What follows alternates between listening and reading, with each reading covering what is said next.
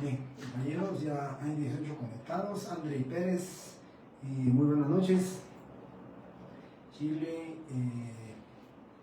Ale, Luis Enrique, Danilo. Bien, ya hay 24 alumnos. Compañeros, muy buenas noches. Vamos a iniciar nuestra clase de hoy. Vamos a continuar con el desarrollo de los temas que teníamos en desarrollo.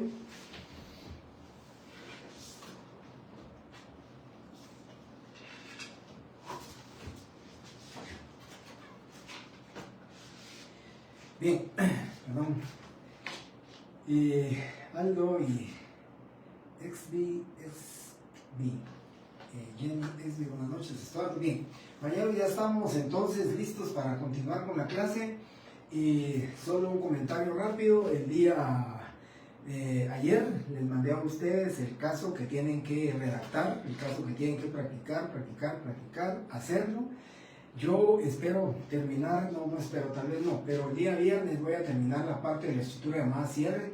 La otra sección, a pesar de que tengo un poquito más de tiempo, ahí tengo 1:15, como ustedes, pues me cuesta tal vez 1 hora nada más.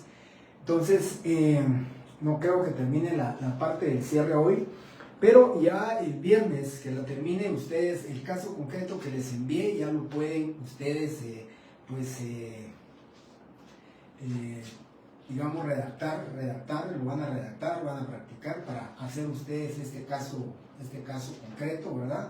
Para practicar, y les ofrezco, no igual, pero con mucha similitud viene el examen. Así va a venir planteado el examen, ¿sí? Alguna variable le voy a hacer, alguna variable de lo que voy a explicar en clase va a cambiar, pero es así como ustedes se van a jugar sus 12 puntos. Lo demás va a ser parte teórica, ¿verdad?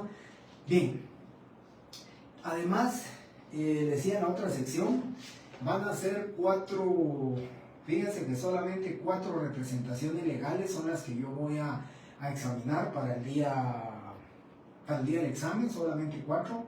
La representación legal del administrador, del gerente o del presidente del consejo de administración, que es con acta notarial. La del mandatario, que es con primer testimonio, ya sea mandatario especial, judicial o general con cláusula especial, ¿sí? Y cuando es menor de edad, con la certificación de la partida de nacimiento extendida por el Registro Nacional de las Personas, donde aparece el Código Único de Identificación del menor de edad y lógicamente los datos de la persona o de los padres que ejercen la patria potestad. Bien, entonces saludos a todos. Entonces, compañeros, y les mandé hoy, antes de empezar la primera clase, a las 5:30, 5:25, les estaba enviando a su correo, ¿sí?, una hoja más, una hoja, tercera hoja de trabajo, que es la representación legal del alcalde. Esas 4 representaciones legales las van a tener que aprender, se las van a tener ustedes que estudiar, las deben de practicar para los efectos de su examen. En el examen, cualquiera de esas 4 representaciones las tienen ustedes. Aquí tienen la representación legal del gerente general, aquí tienen la representación legal de un mandatario y la representación legal de un menor de edad, más las que les envié el día de hoy, que es el del alcalde municipal. Ustedes ya tienen sus 4 representaciones legales objeto del examen, que todavía pues, no sé si ya salieron los horarios de exámenes, pero en todo caso, compañeros, ya estamos preparados. Bien, esa era la información. También solo quiero leerles, compañeros, porque les decía que para mí era algo solemne, no solamente la trascendencia social, personal para mí, de haber conocido pues en persona, porque se conocía en público, ¿verdad? En medios periodísticos, en medios televisivos, radiales, que conocíamos a Oscar Rubia, pero para mí haberlo conocido y que había firmado una escritura, dame el gusto de poner ante mí él. Les quiero leer rápidamente esto de la parte de introducción. Dice: primero comparece el gerente general de la empresa, ¿verdad?, quien estaba autorizado debidamente para donar el inmueble que vendió. Donó un terreno ahí en Prados de Villahermosa, ahí es donde se encuentra construida la iglesia católica, ¿sí?, de Prados de Villahermosa. Y luego la comparecencia del gerente, dice: asimismo comparece Óscar Julio Bian Morales, de 67 años de edad, soltero, guatemalteco, sacerdote católico de este domicilio. Digo que la fecha de la escritura es de agosto del año 2015. Se identifica con el documento personal de identificación número 1948, 71.479, 0101, extendido por el Registro Nacional de las Personas de la República de Guatemala. Entonces, dice, ¿quién comparece en su calidad de representante legal de la Iglesia Católica Arquidiócesis de Guatemala? Calidad que acredita con la certificación del oficio número 937/10, de fecha 14 de octubre del 2010, extendida por el pontífice en la ciudad del Vaticano. Y les diría a ustedes el seguimiento mediante el cual se ampara y reconoce el nombramiento del arzobispo metropolitano de Guatemala como representante legal de la Iglesia Arquidiócesis de Guatemala, Arquidiócesis de Guatemala. Esa es la representación legal, compañeros, de la Iglesia. Me preguntarían ustedes, bueno, y si está, ¿por qué no pregunta eso? El problema, compañeros, es que yo asumo que en mi clase yo prefiero darles a ustedes lo que común, corrientemente van a ustedes en su existencia de notarios y cuando presten su función notarial, situaciones y circunstancias que vayan a ocurrirles a ustedes, que puedan ocurrirles. Esto es de verdad muy difícil. Yo en 39 años que llevo de ejercicio profesional, la que puedo decir, la representación legal que para mí fue un honor, no solo por la brillantez del arzobispo como personaje de Guatemala, sino que haberlo conocido personalmente, haberme dado la oportunidad de poner él ante mí y firmar en mi presencia. Pues de ahí, de verdad, les podría decir, no tengo ningún personaje más. Ninguno, de ahí solo gerentes generales, presidentes del Consejo de Administración, presidentes de cooperativas, presidentes de los COCODES, presidentes de una fundación, presidente de una asociación civil, presidente de la asociación de vecinos, todo eso, ¿verdad? Que común y corrientemente ustedes lo van a ver. Pero lo que más común y corrientemente van a ver ustedes va a ser precisamente esto, ¿verdad, compañeros? El nombramiento de representante legal, de un gerente, de un mandatario, que el mandatario lógicamente representa a una persona jurídica individual y también puede representar a una persona jurídica colectiva. En el caso del mandato o el mandatario, ahora se recuerdan, había puesto de ejemplo Leches Sociedad Anónima. Si Leches Sociedad Anónima le entrega un mandato a una persona individual, esta persona individual va a ser su mandatario, pero el mandato tiene que estar inscrito tanto en el registro de poderes como en el registro mercantil general de la República. Eso es básicamente, compañeros, lo que les estoy comentando. La diferencia es acta notarial para gerentes, presidentes de Consejo de Administración y administradores únicos. Mandato, escritura de mandato para mandatario judicial, para mandatario especial o para mandatario general con cláusula especial o mandatario general. Eso es. Y si fuera menor de edad, ya saben ustedes que el menor de edad se va a acreditar la representación con la certificación de la partida de nacimiento extendida por el RENAP, en la cual consta el Código Único de Identificación y la fecha que se fue extendida, el funcionario que va a ser el registrador civil del Registro Nacional de las Personas. Esa es la forma de acreditarlo. Y luego, si se dieron cuenta o si ya tuvieron la oportunidad de leerlo, solo un favor, ahora que es solamente un favor para un solo de los alumnos que me haga el favor. Cuando yo mande un documento, tan solo un alumno, un emoji que me mande o que me diga recibido, yo ya entendí que lo recibieron. El año pasado, pues, habían varios alumnos que escribían que gracias, que recibido, que bueno. Pero las últimas hojas que le he mandado veo y no me acusan de recibido, y entonces a veces me queda duda. Mi hija me dice, mira, ya se mandó y entonces el documento está enviado.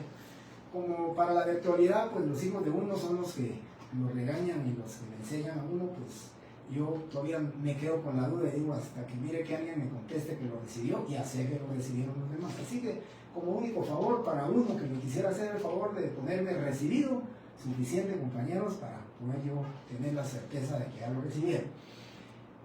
Entonces, les comentaba,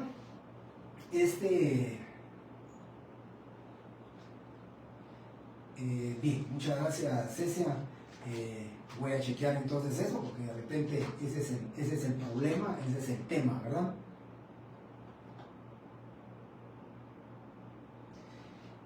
Correctamente, Jessy. Entonces, hoy mismo que venga mi hija, le pediré favor de que me lo tire. Yo de verdad desconozco eso, pero hoy voy a pedir favor para que, pues ahora ya sé por qué no me han comentado. Muchas gracias por decírmelo. Me siento más tranquilo de que sí han recibido ustedes esto. Les ofrezco que para el día viernes ya tienen ustedes la opción correcta. Entonces, compañeros, les decía, lo del alcalde que les envié, ¿por qué se los envié? Porque es diferente al gerente, porque es diferente al mandatario, porque es diferente a la menor de edad. ¿Por qué razón? Porque es un funcionario público. Y recuérdense, compañeros, que el funcionario público, ¿sí?, no es nombrado. ¿Sí? El alcalde municipal son electos. El alcalde municipal es un funcionario público, pero electo. ¿Sí? Entonces, en este tema, su representación legal no puede ser su nombramiento, no puede ser un mandato, ¿verdad? Sino que aquí su representación legal, tal y como ustedes lo van a leer, es el acuerdo de la Junta Electoral por medio del cual se le declara a él electo como alcalde municipal. Y todos los funcionarios públicos tienen una característica muy importante, que para acreditar la representación de ellos, para acreditar el ejercicio de su función como funcionarios públicos, lo acreditan, ya sea con su nombramiento, por ejemplo, en el caso de un juez, ¿verdad?, lo acredita con su nombramiento, pero en el caso del alcalde lo acredita con el acuerdo del registro electoral, perdón, del Tribunal Supremo Electoral, por medio de la Junta Electoral, la que le certifica al alcalde que fue electo, y por medio del acta de toma de posesión del cargo. Recuérdense que para el funcionario público, ya sea electo o sea nombrado, son dos documentos los que debe acreditar. Con, ¿sí?, su nombramiento o el acuerdo de la Junta Electoral, donde lo nombran, ¿sí?, donde lo declaran, mejor no lo nombran, como lo declaran electo, y dos, con el acta de toma de posesión del cargo contenida en el folio 15 y 16 del libro de actos número 42. Eso se lo inventan ustedes, las fechas ya les dije, en su examen ustedes aportan todo. Yo solo les voy a dar el número de escritura, solo les voy a dar el nombre de los comparecientes y les diré a quienes conocen, a quienes no conocen, y les diré si ustedes determinarán si hay testigos de conocimiento, testigos instrumentales o testigos rogados o arruegos. Bueno, muy bien, para todos, mil disculpas que les haya hecho esta observación. Era un comentario nada más, pero me daba pena que no lo hayan recibido, pero ahora estoy más que contento, que dice Vivi que han recibido sus 3 hojas de trabajo, y ya voy a buscar cómo dejamos la opción para que ustedes puedan hacer un comentario. Bien, terminamos entonces, compañeros, el día viernes con los testigos de conocimiento. Seguimos con los instrumentales, y recuerdo que en el tema de los instrumentales, yo les dije a ustedes que los instrumentales tienen su fundamento legal en el artículo 51, que dice: el notario podrá asociarse de testigos instrumentales en los actos o contratos que autorice, pero si se tratare de testamentos o donaciones por causa de muerte, es obligatorio, está obligado a asociarse de los testigos que exige la ley. La pregunta de ustedes es la siguiente: ¿y qué es lo que exige la ley? Nos vamos al artículo 42 del Código del Notariado y dice lo siguiente: la escritura pública de testamento, además de las formalidades generales, contendrá las especiales siguientes, numeral 3. La presencia de 2 testigos que reúnan las calidades que exige esta ley. ¿Y qué calidades exige esta ley? ¿Qué calidades exige para las 3 clases de testigos? ¿Qué calidades? Artículo 52. Que sean civilmente capaces, idóneos, estos obligatoriamente conocidos por el notario, y estos pueden ser conocidos o el notario los puede identificar también por los medios legales que corresponden. ¿Sí? Esos son los tres. Y luego importante es, compañeros, porque esto lo pregunto en el examen, se los digo, se los pregunto, que si el testador no sabe o no puede firmar, ponga su impresión digital y firme por él un testigo más. Y firme por él un testigo más. ¿Qué testigo va a ser? La clase de testigo, a ruego o rogado. Ellos son los que van a firmar a ruego. Entonces, si en el examen les pregunto, si el testador no puede firmar, ¿cuántos testigos deben auxiliar al notario? 2 de conocimiento y 1 rogado, 2 instrumentales y 1 rogado o a ruego. Vuelvo a repetir, 2 instrumentales, que lo dice el artículo 51, y 1 a ruego o rogado. ¿Sí? Eso es lo que establece la ley. Y si en lugar de testamento les dijera, si el donante de una donación por causa de muerte no sabe o no puede firmar, ¿cuántos testigos deben de apoyar al notario en una donación por causa de muerte? Exactamente lo mismo, 2 instrumentales y 1 a ruego o rogado. Sencilla la respuesta. Artículo 43. Las escrituras de donación por causa de muerte contendrán las mismas formalidades que el testamento. Así que tanto el testamento como la donación por causa de muerte obligatoriamente deben de tener testigos, ya sea pueden ser a ruego o obligatoriamente los instrumentales. ¿Sí? En los testamentos, en el artículo 44, en los testamentos y donaciones por causa de muerte, son formalidades esenciales, además de las contenidas en el 31, la hora en que se otorga, la presencia de 2 testigos. Eso, compañeros, la firma del otorgante o su impresión digital en su caso. Eso, artículo 43 del Código de Notariado. Si no tienen alguna pregunta, y yo quisiera... si no me preguntan es porque están ustedes con claridad de este tema. Y este tema, compañeros, pues de conocimiento, instrumentales y a ruego son las clases de testigos. Son los llamados auxiliares del notario. Pero también nos hace falta ver un auxiliar más del notario. Es correcto. Son 2 instrumentales y uno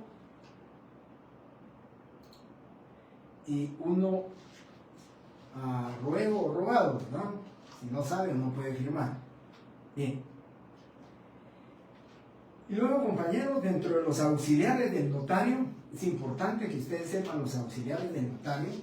Dentro de los auxiliares del notario está el artículo 29, numeral 6, que también nos refiere al artículo 31, numeral 4, que es un requisito esencial. Esto es un requisito esencial, es la intervención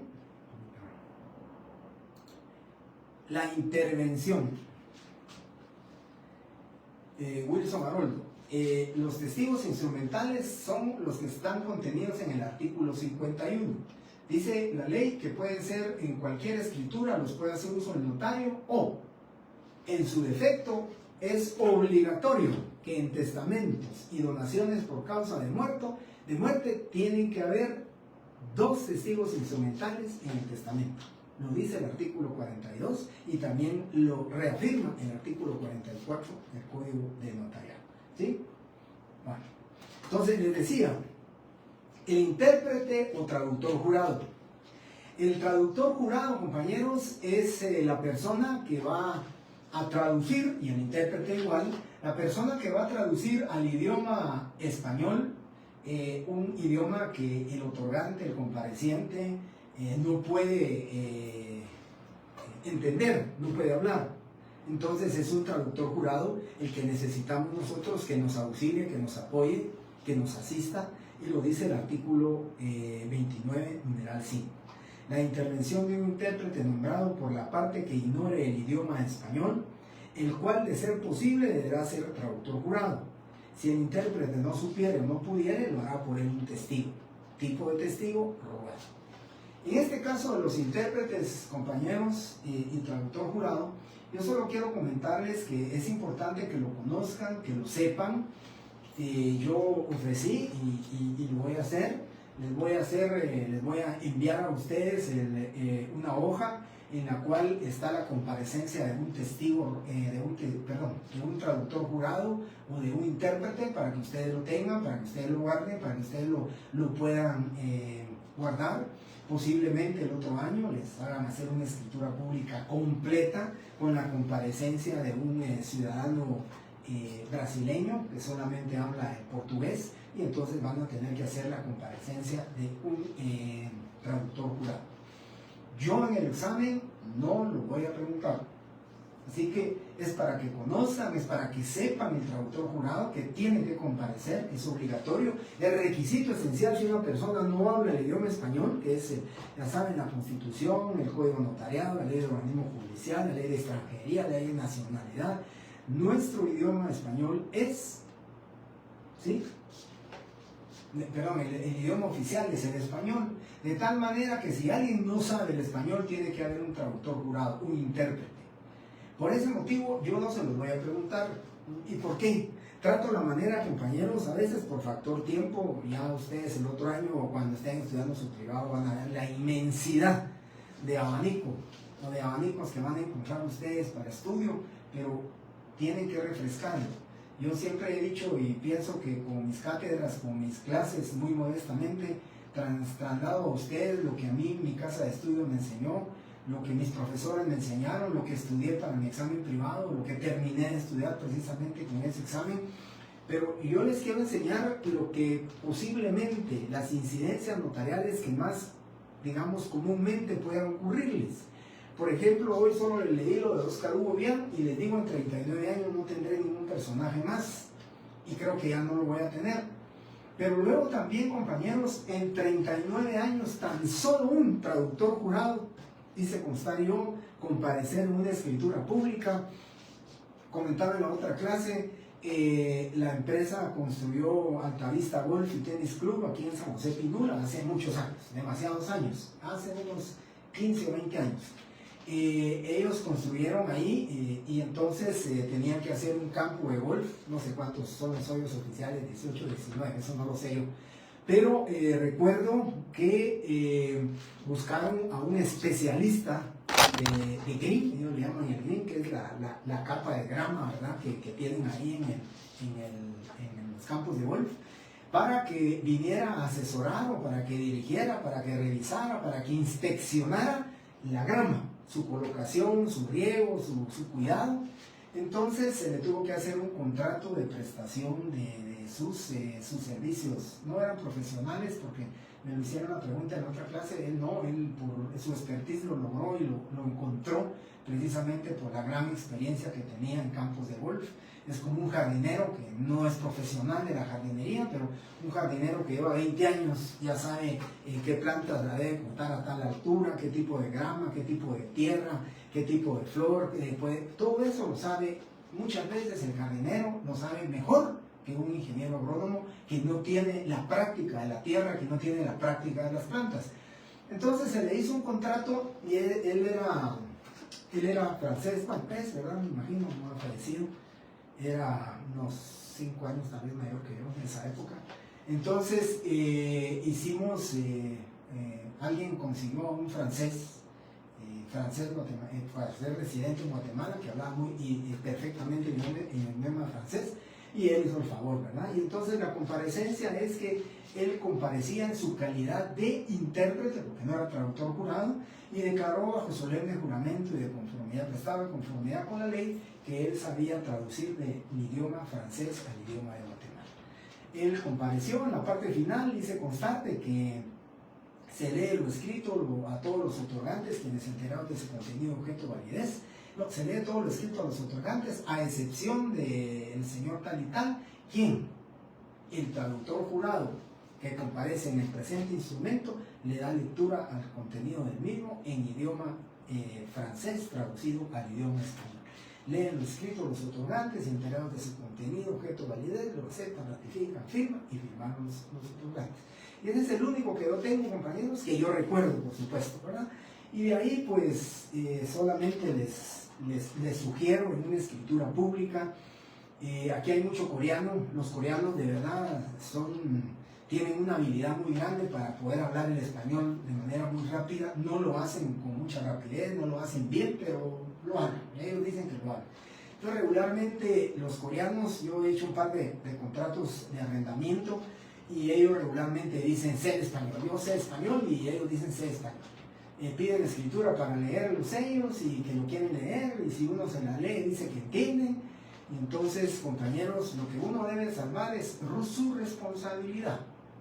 Y entonces, en la comparecencia de la misma dice, comparece el señor tal y tal coreano, y al final dice, manifiestan los otorgantes que en idioma español, que entienden y hablan, yo hasta le agrego la palabra perfectamente, otorgan el siguiente contrato de compraventa o contrato de arrendamiento. Entonces, con eso salvo mi responsabilidad. Ellos dijeron que hablan, ellos dijeron que entienden perfectamente, ya después, si firmaron, están aceptando el contenido íntegro del presente contrato, ya no es responsabilidad del notario, ¿verdad? De Manuel Contreras.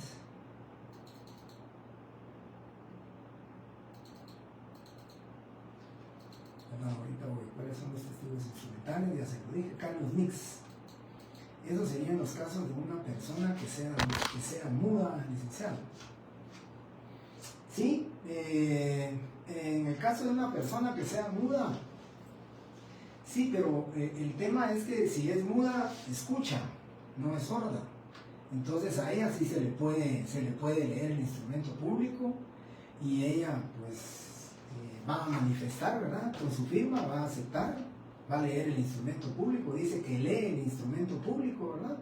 Y como no, digamos, su defecto es la sordera, tiene su visión, tiene los oídos, puede escuchar, entonces puede ver y escuchar, puede leer la escritura. En la persona sorda, no. Si fuera sordomudo, sí. Yo les conté a ustedes que celebré un matrimonio de los dos sordomudos.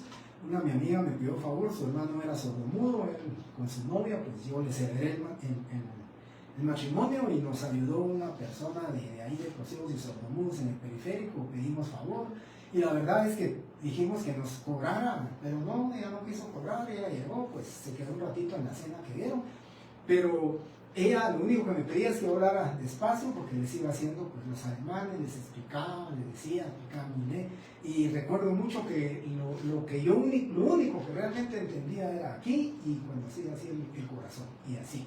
Y de ahí de verdad yo hablaba despacio, le decía más despacio, ella me decía que iba bien y ellos me entendían y asentían de que sí entendían y no hubo ningún problema en los avisos de matrimonio y perfectamente el matrimonio, ¿verdad? Muy bonito. Solo como anécdota les cuento que como los dos eran sordomudos, vivían solos, cuando tocaban el timbre prendían las luces en toda la casa, tenían luces en diferentes cuartos y al tocar el timbre prendían las luces para que ellos supieran que estaban tocando el timbre. Y entonces de día lo que tenían eran ventiladores en el comedor, en el cuarto y en la cocina. Cuando tocaban el timbre prendían el ventilador, entonces cuando sentían aire sabía que estaban tocando el timbre. Pues les digo, siempre hay situaciones y formas y circunstancias de resolver los temas y los problemas que se le plantean a un notario. Ya vamos a ver quiénes no pueden ser testigos, ya lo vamos a ver, y ahí están incluidos los sordos, mudos y ciegos, no pueden ser testigos, ¿no? Bien, entonces ya le contesté a Carlos que si es muda y puede leer y puede escuchar, no tiene ningún problema porque ella firmará la escritura, ¿verdad? Entonces no tenemos problemas en ese sentido. Bien, terminé lo del traductor jurado. Paso ahora entonces, tengo muy poco tiempo, pero tal vez hasta las 5 les voy a pedir el favor que nos quedemos. Les cuento ahora del artículo, y el artículo 29, del 1 al 6, del numeral 1 al numeral 6, por favor lo anotan, es el fundamento legal de la parte de la escritura pública denominada introducción. Si ustedes leen el artículo 1 al 6, van a encontrar ustedes ahí lo que es la parte denominada introducción. El número, los datos individualizantes, nombre, apellidos, cómo se va a identificar, que debe comparecer un intérprete, que debe hacerse constar que los documentos con los cuales se acredita la representación legal es suficiente de conformidad con juicio del notario. Eso lo van a encontrar ahí. Y hasta el numeral 6, entonces, es del 1 al 6 la parte de la escritura denominada introducción. Y luego viene la parte denominada cuerpo, que yo les decía a los compañeros de la otra clase que paradójicamente, escúchenme esto, paradójicamente es el numeral más pequeño de todo el artículo 29 y es el único numeral, el más pequeño y el único que fundamenta la parte de la escritura pública denominada cuerpo. Y para mí es la más importante, la parte toral, la parte medular, la parte que debe tener mucha importancia, compañeros. ¿Por qué razón? Fíjense que dice el artículo 29 en el numeral 7. La relación fiel, concisa y clara del acto o contrato. Eso es lo que dice, pero es el cuerpo completo de la escritura pública. Y para refrendar eso dice el numeral 5 del artículo 31, que son formalidades esenciales, si no se omiten hay nulidad del instrumento público. Dice, la relación del acto o contrato con sus modalidades es requisito esencial, es formalidad esencial. ¿Qué significa eso? Que yo les decía a manera, no sé si cabe el ejemplo, pero yo siempre lo he puesto y creo eso. La introducción y el cierre existen. Partimos un huevo y una parte del huevo, de la cáscara, es la introducción y la otra parte de la cáscara es el cierre. Pero si ese huevo no tiene ni clara ni yema, no nos sirve. ¿Para qué queremos esa cáscara? ¿Para qué nos sirvió la cáscara, mejor dicho? Claro, alguien me diría, una vez me dijo, mire, para carnaval es correcto, pero el cometido para lo cual queríamos el huevo no sirve. Entonces la escritura pública, si no tiene cuerpo, no nos sirve. Definitivamente no nos sirve. ¿Para qué queremos una introducción y un cierre si no hay advertencias, si no hay las modalidades de un instrumento público? En el cuerpo del instrumento público, compañeros, yo les puedo decir que aquí es donde el notario debe de demostrar sus habilidades, sus conocimientos de redacción, sus conocimientos de todos los contratos, las modalidades de todos los contratos, porque somos nosotros los obligados como notarios a hacer constar todas sus modalidades. Ahí hay reserva del usufructo, ahí hay renuncia de la servidumbre, ahí hay aspectos fundamentales que debe dar todo contrato, como la renuncia cuando hay obligaciones, cuando se contraen obligaciones, dice renuncia al foro de su domicilio, se somete a los tribunales de esta ciudad capital, tiene su sentido, pero si no lo ponemos, si alguien se va a vivir a Huehuetenango hay que demandarlo allá y hay que notificarle, hay que ir a buscar a los cuchumatanes. Pero si le ponemos nosotros que renuncia al foro de su domicilio y se somete a los tribunales de esta ciudad o a los que elija la parte acreedora, pues estamos bien. Que señala como lugar para recibir notificaciones el contractual, que es la 10ª Avenida 14, es correcto lo que tenemos que hacer.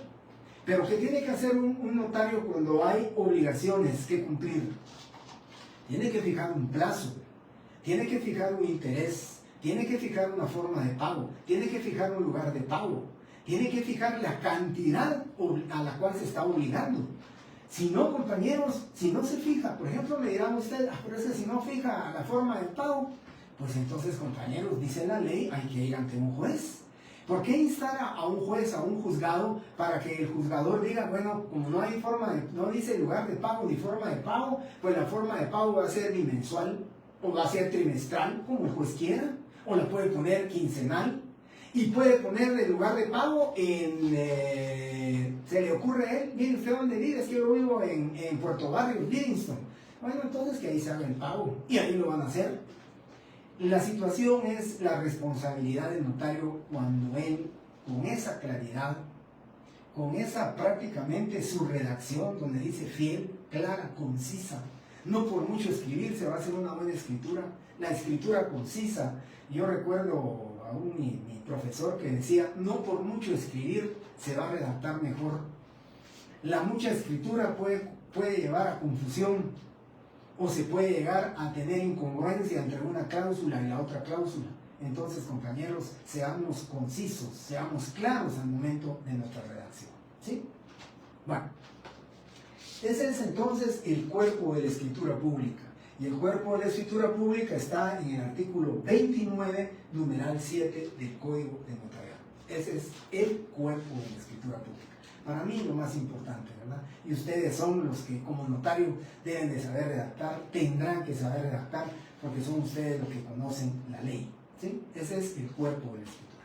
¿Sí? Me preguntaban en la otra clase, muy acertadamente y muy oportunamente, que el cuerpo de dónde a dónde está en nuestra escritura número 75 que yo les envié.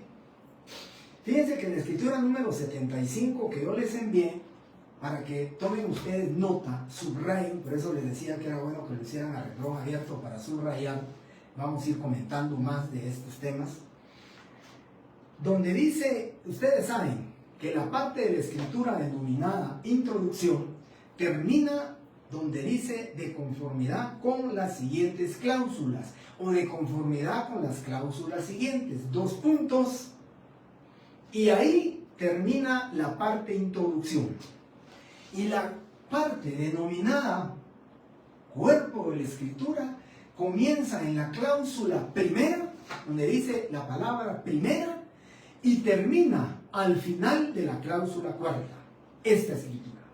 Pero si fuera una sociedad anónima que está la 23ª cláusula, 23 cláusulas, entonces al terminar la cláusula 23, termina la parte denominada cuerpo de la escritura pública. Todas las escrituras públicas van a determinar ustedes cuál es el cuerpo, cláusula 1 a la cláusula primera, a la cláusula 17, la cláusula 17 nos da a nosotros, ¿sí?, la luz, nos da a nosotros la iluminación de que sabemos dónde termina la parte de la escritura llamada cuerpo. ¿Sí? Me dicen algunos, y si alguna escritura no se hiciera con cláusulas, puedo asegurarles, compañeros, que no hay ninguna escritura que ustedes vayan a ver que no tenga cláusulas. Precisamente el artículo numeral 7 del artículo 29 dice la relación fiel, clara y concisa. Clara, la claridad se la dan las cláusulas. Tenemos unos antecedentes, tenemos nuestra parte dispositiva, donde ya les dije, se hacen las reservas, donde se pone el interés, el lugar de pago, la forma de pago, el capital adeudado, todo eso. Yo decía en la otra clase, si no le ponemos interés, el juez se va. Y si a un banco que cobra el 28% de interés anual, el banco se lo va a fijar en 6.5%. ¿Y de quién es esa responsabilidad por haber omitido el interés? Del notario. El notario fue el que redactó. Claro, el notario dirá, bien advertido de su contenido, objeto, validez y efectos legales, lo acepta. Claro, el representante legal del banco, bueno, usted la leyó y la firmó, usted estaba de acuerdo, así que no había intereses. Pero honestamente, desde el punto de vista, llamémosle moral, ético del notario, es él el que tenía la obligación de hacer constar los intereses. ¿Sí? Bueno, y por último, la ley no dice que las escrituras públicas deban de llevar cláusulas, ¿verdad? La ley no dice expresamente, el notario redactará por cláusulas la parte de la escritura llamada cuerpo. O el numeral 7 del artículo 29 no dice la relación fiel, clara y concisa del acto y contrato por cláusulas. No lo dice la ley. No hay un fundamento legal expreso, ¿verdad? Pero sí hay un fundamento legal del cual nosotros podemos prácticamente demostrar, o del cual se genera, o podemos decir, bueno, de ahí viene esto, ¿verdad? Y es el artículo 34. Por favor, lean el artículo 34, estudien el artículo 34, porque yo de verdad también veo los videos, de ahí tomo Miren, habemos solo 70 alumnos, en la otra sección habían 56 alumnos conectados, aquí solo 70 alumnos conectados. Yo sé, me decía un alumno el año pasado, miren licenciado, es que yo veo su video 2, 3 veces, lo veo tranquilo, pero si no se lleva la sucesión y el proceso de las clases anteriores o de las preguntas que hacen ustedes en la clase, pues lógicamente no saben qué es lo que yo estoy hablando. Cuando me dicen, por ejemplo, que sea muda, licenciado, por ejemplo, la respuesta ya la di, y cuando estoy dando la respuesta en el video no van a saber ustedes de dónde proviene esa pregunta, y si la pueden obtener, pues también no va a tener la consecución, y yo por eso insisto y les pido que reciban mis clases aquí. Así que lean su artículo 34 porque dice: no es preciso que el notario exprese que da fe en cada cláusula escrituraria. Es el único artículo en el cual nosotros podemos fundamentar que eventualmente el legislador pensó que las escrituras deberían de ir por cláusulas, y por eso dice con claridad, cláusulas escriturarias, se refiere a escritura pública. Entonces, por eso lo hacemos por cláusulas, pero no hay algo expresamente que diga que debe de ir en cláusulas. Simplemente de ahí deviene el porqué de que nosotros hablamos de cláusulas escriturales. ¿Sí? Bien, entonces, el cuerpo de la escritura, en esta escritura número 75, ya les dije, comienza donde dice primera y termina donde dice: y a sus representados en la forma relacionada en el cuerpo del presente instrumento.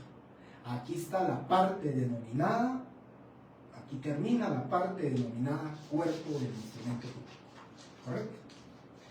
Si no tienen alguna pregunta, compañeros, si no tienen alguna pregunta, algún comentario, voy a iniciar con la parte de la escritura pública denominada cierre. Y este es más importante que el cuerpo. No la importancia que yo le di, o que yo digo que la importancia que tiene el cuerpo de una escritura pública desde el punto de vista de la función notarial, de lo que realmente preservamos nosotros como notarios, la seguridad y la certeza jurídica, no. Sino que la importancia para su examen. Porque en el examen, y en el caso concreto que les envié, les pedí: redacte la introducción de un instrumento público y además redacte el cierre del instrumento público. Yo decía en la otra sección, compañeros, me dicen unos, es que licenciado, en la introducción se escribe mucho y eso es más difícil que el cierre. El cierre, sí. Y le decía la respuesta al compañero y le dije: si usted quiere, le cambio el examen porque acaba de comenzar. Y me dijo: es que mire, la introducción es muy larga y el cierre, si quiere le cambio el examen. Le doy un cierre y me da la variante de la introducción. Pero para mí, le dije, los dos son iguales, o tal vez en grado de dificultad el cierre. Entonces se la di, terminé el examen, me fue a decir: sí, el licenciado tenía razón. Y le voy a decir por qué, y ojalá lo haya hecho, le dije. Tiene que contar cuántas firmas, el caso concreto que yo les planteé, si sabe firmar o no sabe firmar. Recuérdese que el cierre que van a hacer ustedes es todo esto. Y como van a tener que poner firmas, van a tener que poner la firma ante la palabra ante mí, la firma, en el caso concreto yo les digo: el señor Carlos Antonio Rivera no porta documento de identificación, usted no lo conoce, por consiguiente identifíquelo por el medio legal correspondiente. Don Carlos Urbina va a poner su impresión digital, ¿sí? Entonces va a ir un testigo a ruego y va a firmar ese testigo. Es una impresión digital y una firma más. Pero si utilizamos testigos de conocimiento, van a ser 2 testigos más. Entonces va a ir la firma de la persona que identificamos de conocimiento, es una firma, más los 2 testigos de conocimiento, son 3 firmas. Más la firma del testigo rogado, más la firma del comprador o del vendedor, y una impresión digital. Y yo las cuento, son 5 firmas, una impresión digital, el ante mí y la firma del notario. Entonces yo lo que cuento son 5 firmas. No incluyo la del notario porque obligatoriamente tiene que ir la del notario. Siempre eso no se les va a olvidar. El ante mí, la firma del notario no se les olvida. Entonces ponen el ante mí, pero cuento 1, 2, 3, 4, 5 firmas, una impresión digital, es correcto. Entonces yo siento que el cierre escribe menos pero el grado de dificultad es un poquito mayor, ¿sí? Por eso, lógicamente, pues en las dos variantes, pues en uno dirán escribí mucho, en el otro dirán escribí poco, pero tienen que tener ese cuidado de las cifras, ¿correcto?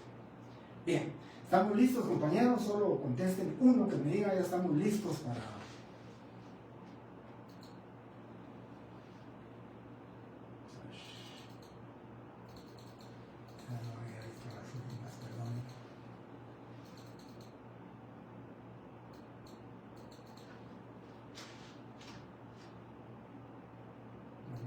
Tengo varias, no había visto los mensajes. Me quedé con Manuel Contreras. Después vino y dice personas con discapacidad auditiva se denomina. Perdón, Vini, muchas gracias por comentármelo. Creo que tenemos que estar actualizados con esos temas, ¿verdad? Esos temas y esa definición que usted me está dando es correcta. Sin embargo, todavía, desafortunadamente, todavía en el artículo 53 dice las personas que no sepan leer y escribir o que no hablen o entiendan el español. Y el numeral 3 dice los sordos, mudos o ciegos. Muchas gracias por decirme eso. Le prometo, a partir de la otra clase que me toque dar esto, ya diré, es una persona con discapacidad auditiva. Me imagino que la otra es discapacidad, ¿qué? De visión, y la discapacidad auditiva es el sordo, ¿verdad?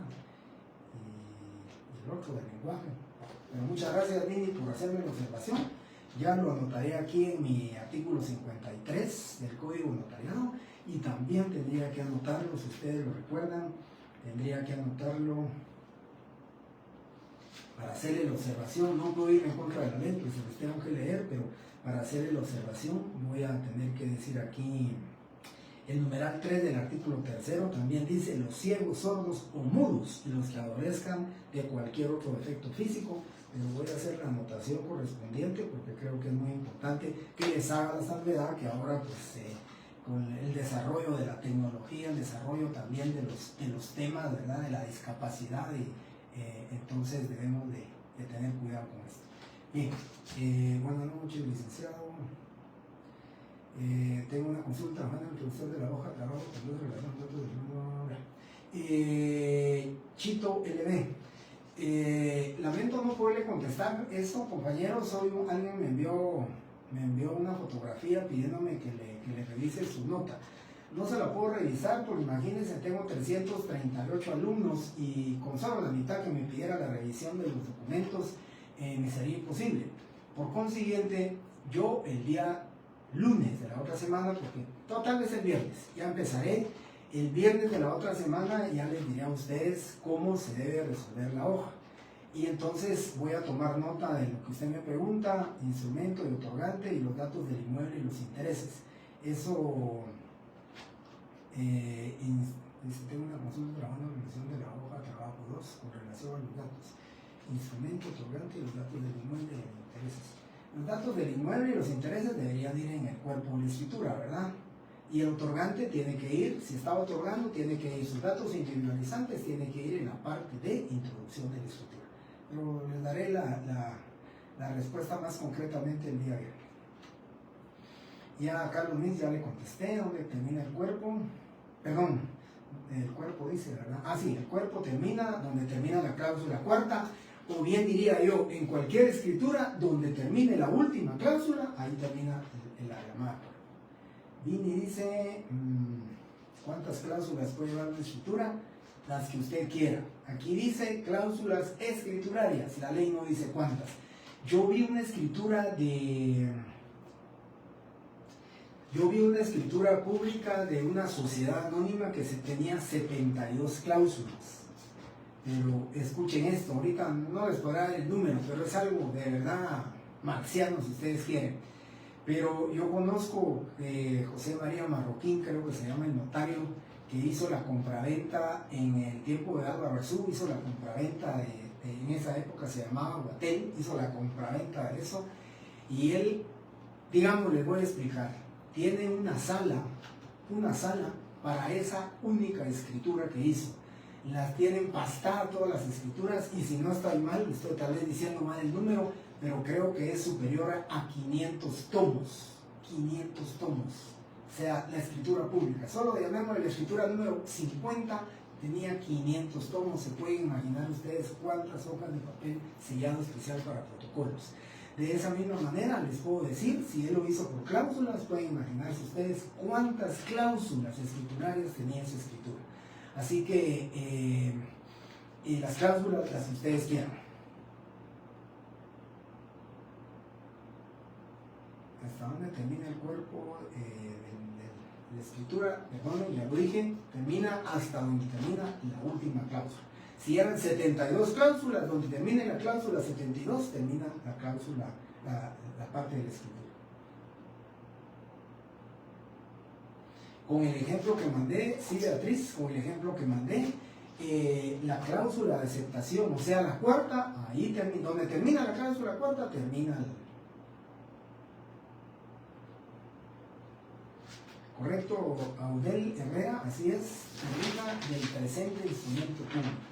Si ustedes me preguntan cuál es la última palabra de la parte denominada cuerpo, tal, la última palabra, no la frase, la última palabra, tal y como me puso aquí Audel, la última palabra es público. Esa es la última palabra que determina dónde termina la palabra, la parte denominada cuerpo del instrumento.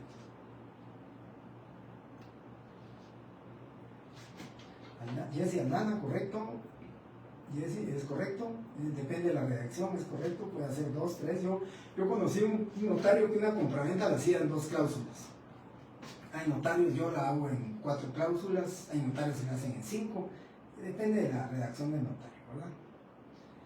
Vivi Roldán, correcto. Ya le contestó Jessy. Muchas gracias, Jessy. Dini también ya.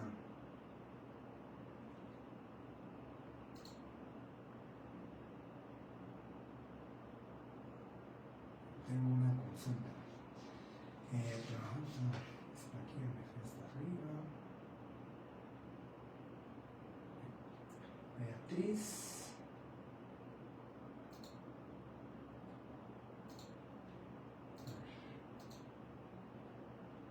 Beatriz, ¿me podría determinar como algo relevante para nuestro ejercicio, excepto si habría que redactarse el cuerpo? Puedo considerarlo. Muy bien. La cantidad de cláusulas es correcto, Beatriz, es irrelevante la cantidad de cláusulas que ustedes quieran redactar, ¿verdad? Muy bien. Voy a comenzar entonces, compañeros, en lo más 5 o 8 minutos para más o menos no quedar muy atrás con la otra sección. La parte de la escritura pública denominada cierre, compañeros, se divide en advertencias, otorgamiento y autorización. Al igual que la introducción se divide en encabezamiento y comparecencia, pero en el examen les voy a preguntar la introducción, una encabezamiento y comparecencia. Aquí va a ser igual. No les voy a preguntar solamente la advertencia, solamente el otorgamiento y solamente la autorización. Les voy a preguntar el cierre completo que lo forman la advertencia, el otorgamiento y la autorización. Esto está comprendido en el artículo 29 del numeral 8 al numeral 12. Ahí tenemos la parte de la escritura denominada, ¿sí? Denominada cierre. Bueno, entonces empezamos. La parte de la escritura pública, aquí sí va a variar. Para los que trabajan con notarios, me podrán dar la razón. Aquí puede variar de cómo lo hace el notario. Yo solamente pongo doy fe y comienzo. Otros ponen el infrascrito notario. Otros ponen el notario da fe o el notario doy fe. Simplemente que pongan la palabra doy fe y empiezan ustedes a hacer el cierre de la escritura. Entonces, aquí yo les puse el ejemplo, el infrascrito notario doy fe. 2 puntos. Ahí donde dice el infrascrito notario doy fe, si se lo van a aprender y lo quieren estudiar de esta forma, es correcto, compañeros. Así estudianlo y así lo pueden hacer.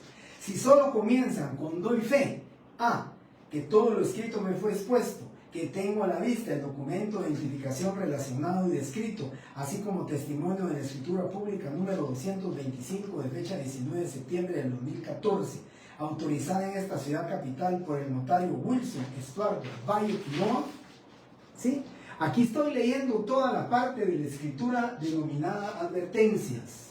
Las advertencias comienzan, o sea, el cierre comienza con advertencias, pero las advertencias comienzan donde dice yo el notario doy fe, yo el notario doy fe, y continúo leyendo, documento con el cual se acredita la propiedad del bien inmueble que se vende. Vean ustedes artículo 29. El artículo 29 en el numeral 8 dice la fe de haber tenido a la vista los títulos o comprobantes que correspondan según la naturaleza. Luego dice la transcripción de las actuaciones. En esta escritura no hay transcripción. Si hubiera alguna transcripción la copiamos literal y forma parte del cierre de la escritura. Esta escritura no tiene transcripción. La mayoría de escrituras no tienen transcripción, pero la ley es clara al decir que si hay transcripciones se copia literalmente. Luego dice la fe de haber leído el instrumento a los interesados y su ratificación y aceptación. La advertencia a los otorgantes de los efectos legales del acto o contrato y de que deben presentar el testimonio a los registros respectivos. ¿Qué dice aquí? Que advierto a los otorgantes sobre los efectos legales del presente contrato, así como de la obligación relativa al registro del testimonio de esta escritura. Y D, que leo lo escrito a los otorgantes, quienes enterados de su contenido, objeto, validez y efectos legales, lo aceptan, ratifican y firman, a excepción de María José Araujo Paz de Alvarado, quien por no poder firmar en este acto, deja la impresión digital de su dado pulgar de su mano derecha, haciéndolo a su ruego el testigo, civilmente capaz, idóneo y de mi conocimiento, Paolo García Fuentes, en unión del notario que de todo lo relacionado doy fe. Ese testigo es a ruego, ese testigo es rogado, ese testigo es tan peculiar, tan especial, que solamente decimos persona de mi conocimiento, lo identifico con documento de identificación, civilmente capaz, idóneo, su nombre y apellidos. No va en la comparecencia. Esa es la característica de este testigo, que única y exclusivamente va en la parte denominada cierre. ¿Por qué? Porque es testigo a ruego. Ahí terminamos nosotros, si ustedes se dan cuenta, las advertencias. Y el fundamento legal de los testigos rogados lo tenemos en el artículo 29, numeral 12. Y veamos lo que dice. Las firmas de los otorgantes y de las demás personas que intervengan, y la del notario precedida de las palabras ante mí. Si el otorgante no supiere o no pudiere firmar, pondrá la impresión digital de su dedo pulgar derecho y en su defecto otro que especificará el notario, firmando por él un testigo, y si fueren varios los otorgantes que no supieren o no pudieran firmar, lo hará un testigo por cada parte o grupo que represente ese mismo derecho. Eso ya es parte del otorgamiento, pero hasta hoy nos quedamos en advertencias. Hoy nos quedamos en la escritura pública que yo les di, nos quedamos hasta la palabra, las palabras, todo lo relacionado, doy fe, punto. Esos son advertencias. Pero todo junto, lo que vamos a ver el viernes, son advertencias, otorgamiento y autorización. Todo junto nos da como resultado el cierre, que es lo que voy a pedir a ustedes, que estudien, practiquen, practiquen y practiquen. Y por último, solo les quiero comentar, porque esto lo hice en la otra sección y también lo comento aquí. Dice el artículo 29, numeral 12, testigos a ruego o rogados. Va a firmar un testigo por la persona que no puede o no sabe. No puede, tiene yesada a la mano, problema neurológico, no puede firmar, cualquier problema físico que no pueda firmar. Y no sabe, es quien no sabe leer ni escribir. Entonces, dice la ley que firmará un testigo nada más por cada grupo de personas que representen un mismo derecho y que no saben o no pueden firmar. Ponía el ejemplo, Si los vendedores son A, B y C, y solamente C no puede firmar porque tiene enyesada su mano, entonces firmará por C un testigo. ¿Sí? Pero por el otro lado están los compradores. Los compradores son 2, D y E. No saben firmar. Entonces dice la ley, un testigo por ellos 2. Y si fuera D, E y F, 3 compradores que no saben firmar, firmará un solo testigo por ellos 3. Y dirán, a excepción de los señores Carlos Arnoldo Pineda Pinzón, Juan de Dios Jiménez Valdés y Rita Molina Estrada, quienes por no firmar dejan la impresión digital de su dedo pulgar derecho, haciéndolo a su ruego, está diciendo de los 3, el testigo civilmente capaz, idóneo y de conocimiento, Carlos Antonio Rivera Maldonado. Punto. Esos son los testigos de ruego o los testigos rogados.